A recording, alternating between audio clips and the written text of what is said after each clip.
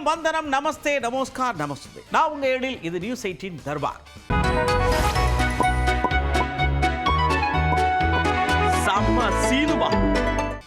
அப்படி இப்படின்னு அரசியல் பரபரப்புக்கு இடையிலேயே கேபினெட் அமைச்சர்கள் எல்லாம் பதவி ஒதுக்கி இன்னாருக்கு இன்னென்ன துறை அப்படின்னு சொல்லி முதல்வர் விஜய் அவர்கள் உத்தரவு போட்டாங்க. இனிமே மளமளன்னு வேலை நடக்கும் அப்படின்னு எல்லாரும் ஆவலோட எதிர்பார்த்துக்கிட்டு இருக்கிறாங்க.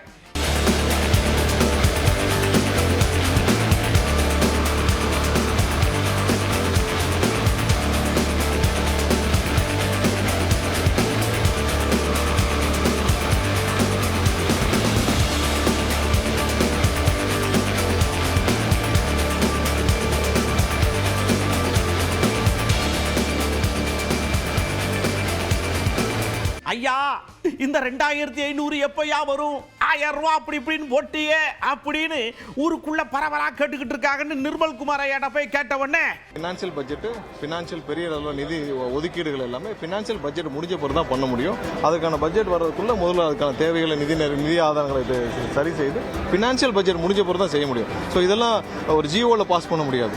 சார், இத்தனை நாட்கள் விஜய் வந்து செய்தியாளர்களை சந்திக்கிறாங்க. இப்போ அவங்க முதலமைச்சராக பாருங்க, ஒரு விஷயம் தேவையான பொழுது எதையுமே தேவையான பொழுது செய்ய வேண்டியதான் அவசியம். ஏன்னா செய்தியாளர் சந்திப்புங்கிறது டெய்லி பிரஸ் ரிலீஸ் போயிட்டு இருக்கு. என்னென்ன வேலைகள் நடக்குதுன்னு பிரஸ் ரிலீஸ் போயிட்டு இருக்கு. தேவையான பொழுது செய்தியாளர்கள் எப்பயும் சந்திக்கிறதுல எந்த தயக்கமும் இல்லை நம்மளுடைய முதல்வருக்கு. அதுல எந்த தயக்கமும் இல்லை. செய்தியாளர் சந்திப்புன்ற கட்டாயம்ன்றது அது ஒரு அதெல்லாம் வந்து எந்த இடத்துலையும் இல்லை. அது ஒரு பெஞ்ச் மார்க்கும் கிடையாது. ஒவ்வொரு நாளும் நடக்கும் பணிகள், ஒவ்வொரு அரசில் என்ன நடந்துட்டு இருக்கு, முதல்வர் சைட்ல என்னென்ன நடவடிக்கைகள் எடுக்கப்பட்டிருக்குன்னு பிரஸ் ரிலீஸ் வந்துட்டே இருக்கு. கண்டிப்பாக உங்கள் எல்லாருக்கும் தேவையான அனைத்தும் வெளிப்படையாக நடக்கும். உங்கள் எல்லாருக்கும் அதை அளந்து. நம்ம முதலமைச்சர் விஜய் அவர்கள் பதவி ஏற்பு விழா முடிஞ்சு சட்டசபையில் போய் கையெழுத்தெல்லாம் போட்டோன்னா வாங்கயா எல்லாரும் போய் பழைய ஆட்கள்லாம் பார்த்து அப்படியே கை உளிக்கிட்டு வருவோம்னே மு.க. ஸ்டாலின் ஐயா அந்த பக்கம், திருமாவளவன் ஐயா இந்த பக்கம், கம்யூனிஸ்ட் அந்த பக்கம் எல்லாரும் போய் பார்த்தார் இல்லையா?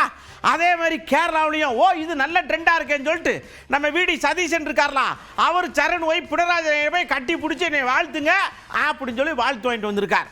இது அப்படியே தொடர்ச்சியா மேல வரைக்கும் போனா நல்லா இருக்கும்னு எல்லாரும் எதிர்பார்க்காங்க.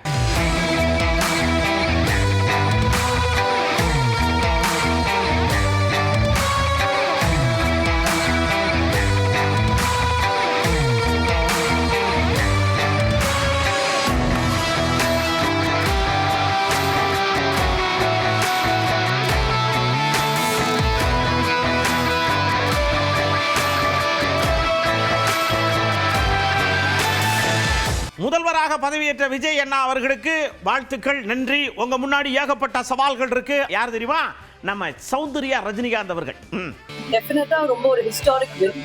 அண்ட் விஜய் அண்ணா தமிழ் மக்களுக்கு நல்லது செய்வாங்கன்ற தமிழ் மக்கள் நிறைய எதிர்பார்த்துட்டு இருக்காங்க.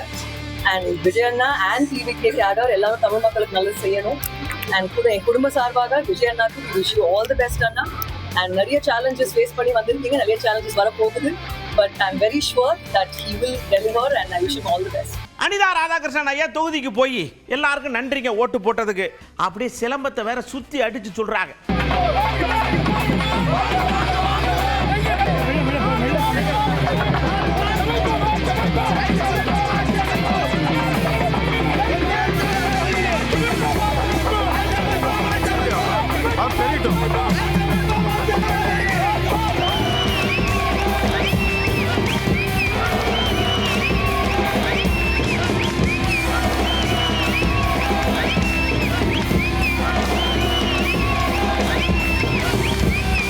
அப்படியே நம்ம தர்மபுரியில போய் நம்ம சௌமியா அன்புமணி இருக்காங்கல்ல, இங்க பாருங்க, சட்டசபையில பேசிவிட்டேன், இந்த சந்துக்கு சந்த கடை இருக்கு, கடுமையான நடவடிக்கை எடுக்கணும்னு சொல்லிட்டு முதல்வர்கிட்ட சொல்லிட்டு வந்திருக்கேன்.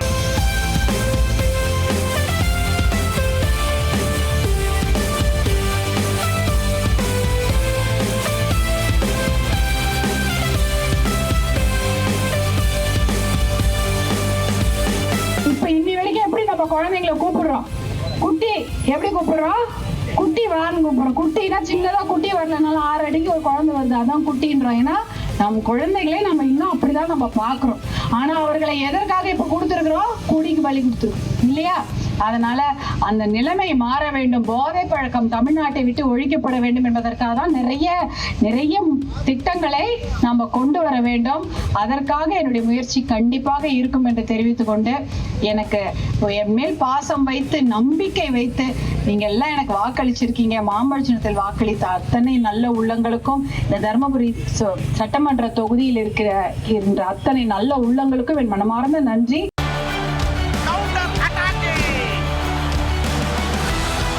அப்படியே கவுண்டருக்குள்ள போறோம். நம்ம சபாநாயகர் அணிக்காக பிரபாகர் ஐயா.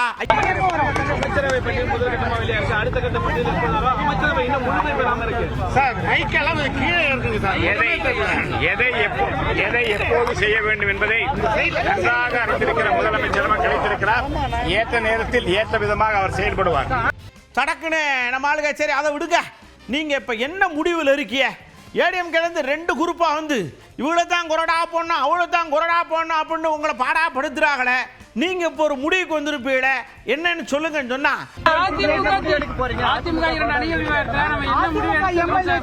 கட்சி மாறி வாக்களித்ததுக்கு அவங்க கொறடா விஷயத்துல என்ன முடிவு எடுக்க போறீங்க? நிறைய 2 தரப்பினரும் மனுக்களை கொடுத்திருக்கிறார்கள். அத்தனை மனுக்களும் ஆய்வில் இருக்கிறது. உரிய நேரத்தில் உரிய முடிவு எடுக்கப்படும். இன்னும் உதயநிதி இயக்குண்டாரா ஒரு விஷயத்தை சொல்லிவிட்டார். சடக்குன்னு பத்திரிகையாளர் பிடிச்சாங்க. ஓகே, கண்டென்ட் கிடைச்சிச்சு. வாங்க நேரம் அருண்ராஜ் ஐயா இந்த மாதிரி சொல்லியிருக்காரு உதயநிதி ஐயா, இதுக்கு நீங்க என்ன சொல்றீங்க அப்படின்னு சொன்னோன்னா அவர் ஒரு பதில சொல்லியிருக்காரு. யார் எதை பற்றி பேசுறது? இந்த தேர்தலில் என்ன பண்ணாங்கன்னு உங்களுக்கே தெரியும். நான் திரும்ப சொல்லணுமா? இந்த தொகுதியில் ஒவ்வொரு தொகுதியிலும் எவ்வளோ இது பண்ணாங்கன்னு. கண்டிப்பாக அதில் அந்த ஒரு சொல்கிற மாதிரி குற்றச்சாட்டுகள்லாம் முற்றிலும் தவறானது, தேவையற்றது. இந்த நேரத்தில் ஒன்று சொல்லிக்கிறேன். பார்த்தீங்கன்னா வெற்றி தோல்விங்கிறது இயல்பு தான். தோல்வியிலிருந்து பாடம் கற்றுக்கிட்டா அந்த கட்சிக்கு நல்லது.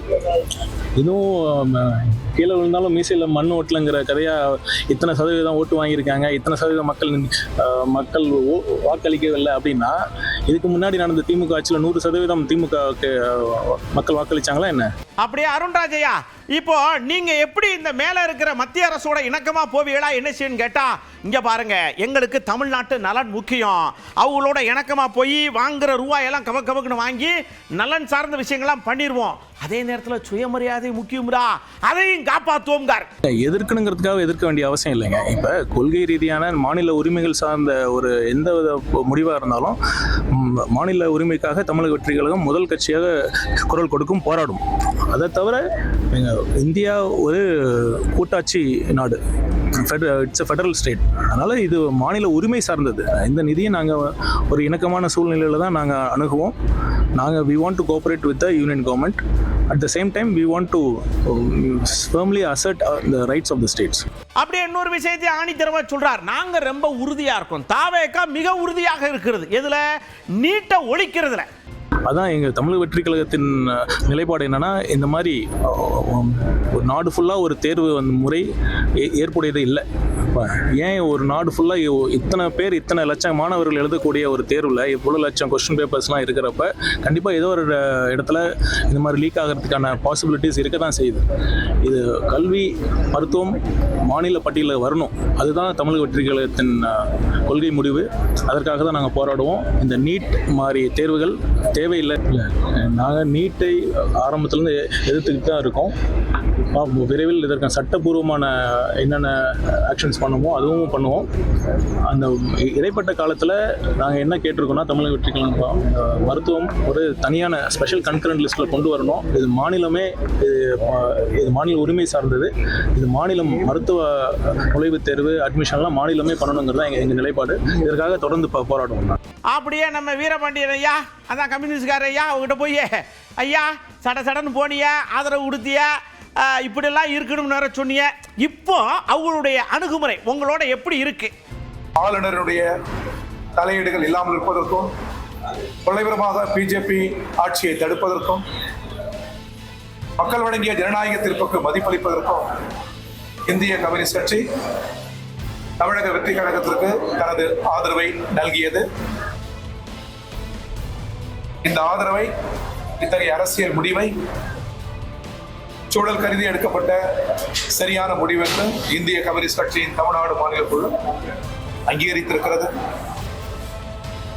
இந்திய கம்யூனிஸ்ட் கட்சி எடுத்திருக்கிற இந்த அரசியல் நிலை ஒரு புதிய கட்சி ஆட்சிக்கு வந்திருக்கிறது. வெளியிலிருந்து ஆதரவு தெரிவிக்கிறோம். இந்த ஆதரவு தொடரும். அதே நேரத்தில் அரசின் செயல்பாட்டின் மீதான அணுகுமுறையாக எங்கள் கட்சியின் அணுகுமுறை இருக்கும். அப்படியே அவர்கிட்ட 100 கேள்வி கேட்கிறாங்க. இந்திய கம்யூனிஸ்ட் கட்சியை பொறுத்தவரை அது போன்ற ஒரு முயற்சியில் இல்லை, அது போன்ற ஒரு கொள்கை திட்டத்தை நாங்கள் வகுக்கவில்லை. ஒரு கூட்டணி ஆட்சியில் பங்கேற்பதாக இருந்தால் குறைந்தபட்ச செயல் திட்டம், குறிப்பாக உழைக்கும் மக்களின் முழு நிறை நலன், விவசாயிகள் கூலி மக்களின் முழு நிறை நலன், ஒடுக்கப்பட்ட மக்களின் முழு நிறை நலன், இவைகளை உள்ளடக்கிய சூழல் வருகிற போது கம்யூனிஸ்ட் கட்சியும் தன் நிலையிலிருந்து தங்கள் பலத்தை அதிகரித்துக் கொள்கிற போது அந்த காலச்சூழலில் அது பற்றி நாங்கள் பரிசீலிப்போம். நல்லாட்சி தர வேண்டும். அரசின் அணுகுமுறை அதை பொறுத்து எங்கள் அணுகுமுறைகள் அமையும். அப்படியே கார்த்தி சிதம்பரம் ஐயா ஒரு விளக்கத்தை எடுத்திருக்கிறார், நோட்ஸ் மாதிரி கொடுத்திருக்கிறார். எப்படி தாவேகா வெற்றி பெற்றது, இந்த இடத்துக்கு வர்றதுக்கு அவர்கள் என்ன செய்தார்கள்? இந்த தேர்தலில் இந்த தேர்தல் கேண்டிடேட் அக்னாஸ்டிக் தேர்தல். அதாவது கேண்டிடேட் யாருன்னு பார்க்காம விசில் சின்னத்துக்கும் விஜய்க்கும் வாக்களித்தார்கள். ஆனால் இந்த மாதிரி சில தேர்தலுக்கு முன்னாடி நடந்திருக்கு. கேஜ்ரிவாலுக்கு நடந்த தேர்தல் டெல்லியிலும் இப்படிதான். கேஜ்ரிவால் முதல்ல ஜெயிக்கும் பொழுது கேஜ்ரிவால் தேர்தலில் கேஜ்ரிவாலுக்கு ஓட்டு போட்டு தான் சொன்னாங்களே ஒழிய அங்க இருக்க வேட்பாளர் பேரே தெரியாது. ஒரு வகையில இது ஒரு ஆரோக்கியமான பாராளுமன்ற ஜனநாயகத்துக்கு நல்லது கிடையாது. ஆனா இந்த தேர்தலில் ஓவர்வெல்மிங் சென்டிமெண்ட் ஒரு மாற்றம். அந்த மாற்றத்துக்கு முகம் விஜய், அந்த மாற்றத்துக்கு சிம்பிள் விசில், அவ்வளவுதான் ஓட்டு போட்டாங்களே தவிர வேட்பாளர் யாரும் பார்க்கல. இனிமே தான் பல வேட்பாளர் தொகுதியிலே போய் அவங்களை அறிமுகப்படுத்திக்கணும். அப்படியே ஐயா இன்னொரு விஷயத்தை ரொம்ப தெளிவா அந்த உரையில சொல்றார். என்னன்னா வாலண்டரா வண்டியில ஏறி இருக்கிறாங்க, அவங்க ஏறுறாங்க, ஏறாம போறாங்க, அது பிரச்சனை இல்லை. ஆனா தாவேகாக்காரங்க ரொம்ப முக்கியமா குறிப்பா விஜய் ஐயா ஒரு விஷயத்தை மைண்ட்ல வச்சுக்கிறோம். இல்ல ஏடிஎம்கே சேர்த்துக்கவே வேண்டாம். நான் தெளிவா சொல்றேன், இன்னைக்கும் சொல்றேன், ஏடிஎம்கே சேர்த்துக்கவே வேண்டாம். ஏடிஎம்கே இல்லாமல் 5 ஆண்டுகள் ஸ்மூதா கவர்மெண்ட் நடத்த முடியும். ஏடிஎம்கே சேர்த்துக்கிட்டா அது ஒரு மைனஸ் ஆகும். மக்கள் வாக்களித்தது அதிமுகவும் வேண்டாம், திமுகவும் வேண்டாம், அது ஒரு மாற்றமாக தான் ஒரு அரசாங்கத்தை அமைக்க சொல்லியிருக்காங்க. அதனால அவர் கம்யூனிஸ்ட் கட்சி, ஐயுஎம்எல், டிசிகே, காங்கிரஸை சேர்த்துக்கிட்டா மக்கள் ஏற்றுக்கிறாங்க. அதிமுக ஒரு பிரிவை அரசாங்கத்தில் சேர்த்துக்கிட்டா என்னை பொறுத்தவரை அது மக்கள் முழுமையாக ஏற்றுக்கொள்ள மாட்டார்கள். அவருடைய இமேஜுக்கும் இந்த அரசாங்கத்துக்கு அது மைனஸாக தான் நான் பார்க்குறேன். என்னை பொறுத்த வரைக்கும் அந்த அதிமுகவில் பிரிந்து போகிறவர்களையோ அதிமுகவில் இந்த யாரையுமே அரசாங்கத்தில் சேர்த்துக் கொள்ளாமலேயே 5 ஆண்டுகள் ஸ்மூதாக தாவேகா தலைமையில் அரசாங்கம் நடக்கும். நீட் நுழைவுத் தேர்வை ரத்து செய்ய வேண்டும் அப்படிங்கிற ஒரு போராட்டத்தில் திருமாவளவன் ஐயா கலந்துக்கிட்டு என்ன சொல்றாருன்னா, கன்கரண்ட் லிஸ்ட் என்று அதிகாரங்களை அரசமைப்பு சட்டம் வகைப்படுத்தி இருக்கிறது. இந்திய ஒன்றிய அரசுக்கான அதிகாரங்கள் எந்தெந்த துறைகளில் உள்ளன என்பது வரையறுக்கப்பட்டிருக்கிறது. அதிலே மாநில அரசுகள் தலையீடு செய்ய முடியாது. மாநில அரசுகளுக்கான அதிகாரங்கள் என்னென்ன, எந்தெந்த துறைகளை சார்ந்த அதிகாரங்கள், இவையும் வரையறுக்கப்பட்டு விட்டன. இந்திய ஒன்றிய அரசு அந்த அதிகார பட்டியலுக்குள் தலையீடு செய்யக்கூடாது. புதிதாக ஆட்சி பொறுப்பேற்றிருக்கிற தமிழக அரசும் அதை பின்பற்ற வேண்டும் என்கிற வேண்டுகோளை விடுதலை சிறுத்தைகள் கட்சியின் சார்பிலே நான் வைக்க கடமைப்பட்டிருக்கிறேன். தமிழ்நாட்டு மாணவர்களின் நலன் மட்டுமல்ல, இந்தியா முழுவதும் லட்சக்கணக்கான மாணவர்களின் நலன்களை கருத்தில் கொண்டு இதனை நாம் முன்னெடுக்க வேண்டும். பிற மாநிலங்களில் இதற்கான விழிப்புணர்வையும் நாம் ஏற்படுத்த வேண்டும். நீட் தேர்வுக்கான விழிப்புணர்வை பிற மாநில ஜனநாயக சக்திகளை ஒருங்கிணைத்து அணிதிரட்ட வேண்டிய தேவை இருக்கிறது. ஐயா குதிரைப்பேரம்னு ஓடிக்கிட்டே இருக்கு. இது பரவலா பேசிக்கிட்டே இருக்காங்க. தயவு செஞ்சு உட்கார்ந்து நல்ல விளக்கி சொல்லி இதுக்கு ஒரு முற்றுப்புள்ளி எண்டு கார்டு போடுங்க முதல்வர் ஐயா அவர்களே அப்படின்னு கேட்டுக்கிறது தமிமுன் அன்சாரி ஐயா. முதல்வர் ஐயா ஏதாவது பண்ணுவார். அதாவது சிபிஐ அவங்கள ஆதரிச்சிச்சு, சிபிஎம் ஆதரிச்சிச்சு, காங்கிரஸ் ஆதரிச்சிச்சு, பிசிக ஆதரிச்சிச்சு, ஐயுஎம்எல் ஆதரிச்சு. அப்போலாம் அந்த குற்றச்சாட்டு வரல, நல்லா புரிஞ்சுக்கணும். அமமுகவில் குக்கர் சின்னத்தில் போட்டியிட்ட காமராஜ் அவர்கள் திடீரென்று ஆதரிக்கும் போது குற்றச்சாட்டு வருது. ஏன்னு சொன்னோம்னா அந்த தலைவர் என்ன சொல்றாரு, அவரை காணவே இல்லைன்றார். எம்எல்ஏவையே நடந்துச்சா இல்லையா, சர்ச்சையில் அங்கே உருவானுச்சு. இப்போ என்னன்னா அதிமுகவுடைய இரட்டை சின்னத்தில் போட்டியிட்டவர்கள் 25 பேர், அண்ணன் சிவி சண்முகம், அண்ணன் எஸ்பி வேலுமணி தலைமையில் திடீரென்று இந்த ஆட்சிக்கு ஆதரவாக நாங்கள் வாக்கெடுப்பில் பங்கெடுத்தோம்னாங்க. அப்போ இயல்பாக அந்த கட்சியுடைய பொதுச் செயலாளருக்கு சந்தேகம் வரத்தானே செய்யும். அப்போ இதுக்கு யார் முற்றுப்புள்ளி வைக்கணும்? முதலமைச்சராக இருக்கக்கூடியதான் முற்றுப்புள்ளி வைக்கணும். சட்டசபையிலே இந்த கோரிக்கை வந்துருச்சு, குதிரை பேரம். வெளியிலையும் வந்துருச்சு. நான் கூட சொன்னேன் இது குதிரை பேரம் அல்ல யானை பேரம்னு சொன்னேன். அப்போது விளக்கம் அளிக்கக்கூடியவர்கள் வந்து முதல்வர் தரப்பு தான். கோவப்படாமல் பக்குவமாக விளக்கம் தரணும். நாங்கள் வந்து காழ்ப்புணர்ச்சியில் சொல்லலைங்க, நல்லா புரிஞ்சுக்கணும். CBI, CPM, Visika, IUML, Congress ஆதரவு கொடுக்கும்போது இந்த குற்றச்சாட்டுகள் வரல. ஏன்னா அவங்கள கொள்கை ரீதியாக ஆதரிச்சிருக்கிறாங்க. ஆனால் குக்கர் சின்னத்தில் போட்டிட்டவங்களும் ரெட்டலேரி சின்னத்தில் போட்டிட்டவங்களும் திடீர்னு ஒரு நிலைப்பாடு இருக்கும்போது தானே இந்த குதிரை பேரங்கிற வார்த்தை வருது. அப்போ அந்த வார்த்தைக்கு முற்றுப்புள்ளி வைக்க வேண்டிய கடமை தாவேக்காவுடைய தலைவர் முதல்வர் திரு விஜய் அவர்களுக்கு இருக்கா இல்லையா? அதைத்தான் எல்லாரும் எதிர்பார்க்கிறோம். முற்றுப்புள்ளி வச்சிருக்கீங்கன்னா யாரும் அதை பற்றி வாதிக்க போகிறது இல்லை. ஏன் தொடர வைக்கிறீங்க நீங்கள்? அப்போ ஏதோ நடந்திருக்குங்கிற சந்தேகம் இன்னும் வலுக்குதா இல்லையா? இது ஆரோக்கியமான அரசியலுக்கு நல்லதா என்பதுதான் எங்களுடைய கேள்வி. அப்படியே நம்ம மினிஸ்டர் கீர்த்தனாக்கா இருக்காங்கல்ல, அவங்க தீர்க்கமா ஒரு விஷயத்தை சொல்லியிருக்காங்க. என்னன்னா, ஹெல்மெட் போடணும்னா போட்டுதான் ஆகணும். போடாம போன் பண்ணிட்டு அக்கா இந்த மாதிரி பிடிச்சிட்டாங்க அப்படின்ற ஒரு இதை எடுத்துட்டு வரவே கூடாது. தளபதி அவர்கள் சொன்ன மாதிரி ஒழுக்கத்தோட இருக்கிற ஒரு கட்சியா முன்னுதாரணமா நம்ம இருந்து காமிப்போம். அதிமுகவுக்கும் சரி, திமுகவுக்கும் சரி, எந்த ஒரு கட்சிக்காரும் இவங்களும் இப்படிதான் அப்படின்னு மக்கள் பேசக்கூடிய நிலைமை நம்ம கொண்டு வரவே கூடாது. அதே மாதிரி ஏன் பேரை சொல்லியோ அண்ணன் பேரை சொல்லியோ எங்கேயுமே காசு வாங்கவும் கூடாது, ஊழல் பண்ணவும் கூடாது. இதை மட்டும் ஞாபகம் வச்சுக்கோங்க. அதிகாரிகள்கிட்ட போய் எப்படி நம்ம முன்னாடி எப்படி நம்ம டிசிப்ளினா இருந்து அதிகாரிகளை பார்த்து வணக்கம் வச்சு ஒரு மரியாதையோட நடந்துகிட்டோமோ அதே மரியாதைய இன்னைக்கு நம்ம கவர்மெண்ட் வந்ததுக்கு அப்புறமும் அதே மரியாதையை நீங்க கொடுக்கணும். அந்த இதை வந்து எப்பயுமே நம்ம மாத்திரக்கூடாது. இதே மாதிரி ஊழல் இல்லாத ஆட்சி எப்படி விஜய் அண்ணா சொன்னாங்களோ அதே மாதிரி கடைபிடித்து ஒத்த ரூபாய் வாங்காம இருந்தாங்க அப்படின்ற ஒரு பேரோட அடுத்த முறையும் ஜெயிச்சுக்கிட்டே இருக்கும்.